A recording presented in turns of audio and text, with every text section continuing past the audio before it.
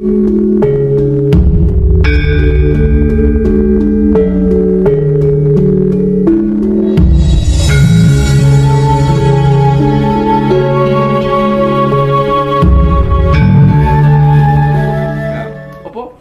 gampang ning angel. Jadi setiap perjalanan yang saya sebutkan tadi itu yang dinamakan tahun sengkolo, kalaning tahun atau waktu menghitung tahun. Waktu menghitung tahun sehingga dijadikan rumusan atau rujukan oleh orang-orang Jawa sejak zaman dulu. Itu dinamakan tahun sengkolo. Nanti dengan banyaknya spekulasi adanya gempa di Pulau Jawa dan tsunami setinggi 29 meter, Romo. Itu menurut pandangan dari Romo itu apa memang akan terjadi? Apa hanya itu, Romo, sebatas ramalan saja atau memang nanti terjadi, Romo? Yang disebut ramalan itu adalah samar, ya dan tidak. Bisa iya, bisa tidak. Nah, maka para cendekia, para ulama ini sangat menyarankan jangan meyakini ramalan, tapi jangan disepelekan juga ramalan itu, karena bisa itu terjadi. Nah, dan agar tidak terjadi, kita mohon belas kasih kepada Sang Maha Pencipta. Kalau toh harus ditumpahkan air laut, kita tidak bisa melawan kehendak Allah, tapi setidaknya kita mampu untuk memohon agar kalau toh air laut itu ditumpahkan, tumpahkanlah di perbukitan yang sekiranya tidak padat penduduk, sehingga saudara-saudara kita tidak menjadi korban pada tsunami seperti pada tahun-tahun yang baru lalu. Nah, maka sekali lagi saya sampaikan kepada saudara-saudaraku para subscribe yang ada di sana, monggo senantiasa merenungkan, membersihkan, menjernihkan, merenung dalam arti diam, menjernihkan pikiran, mengheningkan hati. Semoga Allah senantiasa melimpahkan rahmat serta berkahnya kepada kita semua.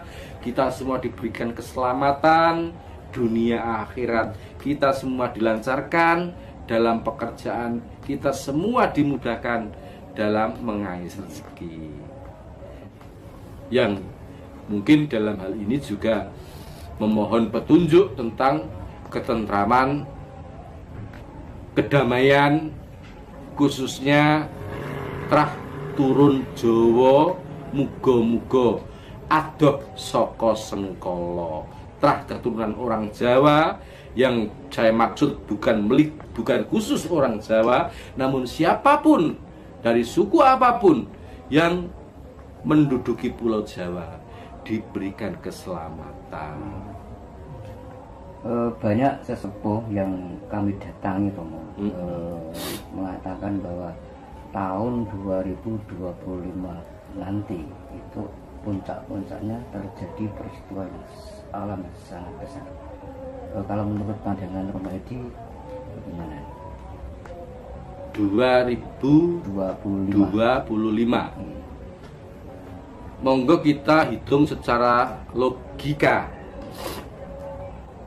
Di tahun 2024 mendatang, ini akan mengulang peristiwa 10 tahun silam, di mana akan ada 2 jago yang bertarung untuk merebutkan kursi kekuasaan di tahun 2024 nanti. Nah, dalam pertarungan tentu ada yang kalah, tentu ada yang menang. Dan sudah barang tentu yang kalah ini akan mencari-cari kelemahannya yang menang. Mengapa kok sampai menang? Apakah terjadi kecurangan dan lain sebagainya? Maka dalam hal itu sudah barang tentu akan terjadi kekacauan-kekacauan yang membuat ekonomi seret seperti 10 tahun silam. Dan apa yang diramalkan itu berdasarkan logika. Saya percaya 100% mesti geger. Pasti Loh, geger. iya, geger gede. Berarti tahun 98 terulang kembali, Pak. Nah, semoga saja nggak seperti itu, gitu.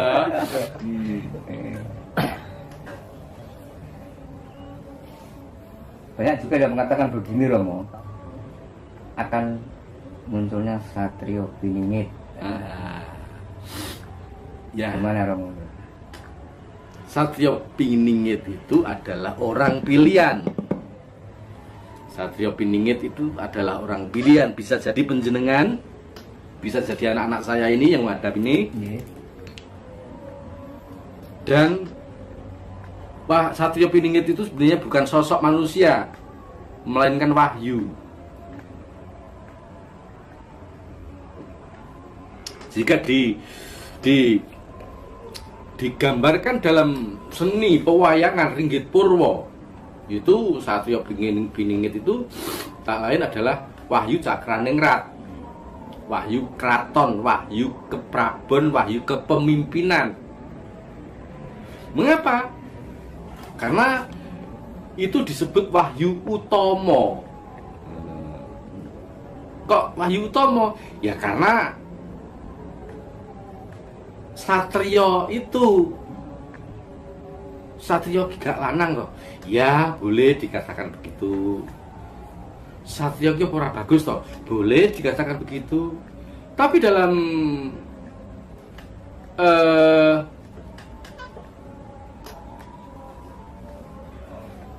teknologi Jawa, teknologi pemikiran orang Jawa, untuk menikmati buah pisang itu dikupas terlebih dulu, baru kemudian dinikmati isinya. Tidak langsung serta-merta didahak. Bahkan untuk nyeruput kopi pun diaduk terlebih dulu, tidak langsung diseruput, padahal oleh penjualnya wis diudek kuwi. Ya kan? Iya. Nah, inilah sebenarnya perlambang-perlambang orang Jawa itu jangan lantas disaklek-saklek diterima. Satrio Piningit, sat itu artinya tidak ada apa-apa. Sat itu asat, kering. Kering. Sat itu asat atau kering. Tidak ada apa-apa atau kosong. Tri itu 3.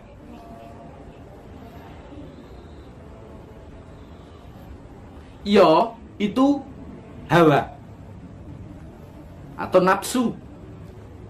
Nah, di dalam diri kita terdapat 4 anasir. Di dalam tubuh kita ini terdapat 4 anasir. Bumi, air, api, dan angin. Nah, lantas jika jika 4-4-nya ini tidak bisa bersinergi, maka carut marut perjalanan hidup manusia. Maka bagaimana caranya? Harus bisa mengendalikan yang tri ini. Apa itu? Amarah, aluama, dan supiah. Nah, aluama, amarah, supiah ini dikendalikan hingga tersisa 1 Apa itu? Mutmainah. Sebagai pengendali 3 nafsu ini, bukan dimatikan tapi dikendalikan. Lah ini yang dinamakan, kalau 4 iki disatne le satelu 1 2 3. Eko dwitri satri ya hawa karek siji. Mutmainah karena ini yang lebih dekat kepada mulhimah sebagai tangga untuk mendekatkan kepada sang Khalik. Nah, wahyu ini nanti akan diterima oleh orang yang berbudi luhur. Gitu. Dan orang ini nanti yang akan bisa meneruskan kepemimpinan. Pemimpin negara yang saat ini sudah dianggap baik akan menjadi baik, yang sudah sempurna akan menjadi lebih sempurna. Mengenai Satrio Piningit, monggo jenengan pirsani di awal-awal reformasi Satrio Piningit. Satrio Piningit itu sudah ada sejak kita belum ada, sebelum unen-unen atau ucapan Satrio Piningit itu sudah ada dari dulu. Munculnya kapan? Wallahu a'lam bishawab. Nah, karena apa? Kalau sudah ngomong satri hilang ngelunjuk mereka siji. Nah, siapa sebenarnya yang utama ini? Yang maha penguasa, maha adil, maha bijaksana siapa? Tidak ada lain, Allah Subhanahu wa ta'ala. Jika Allah sudah berkehendak nempel di mana wahyu itu, maka kun fayakun. Nah, itu yang dimaksud Satrio Piningit.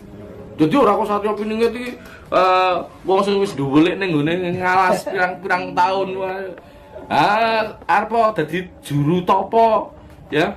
Pertapa ya, yang pertapa sakti mandraguna, bisa menghilang, bisa terbang. Nek gak punya pendidikan, tidak punya ketatanegaraan, apa mungkin di saat-saat tahun atau di saat-saat zaman seperti ini menjadi presiden atau jadi pemimpin? Yang jelas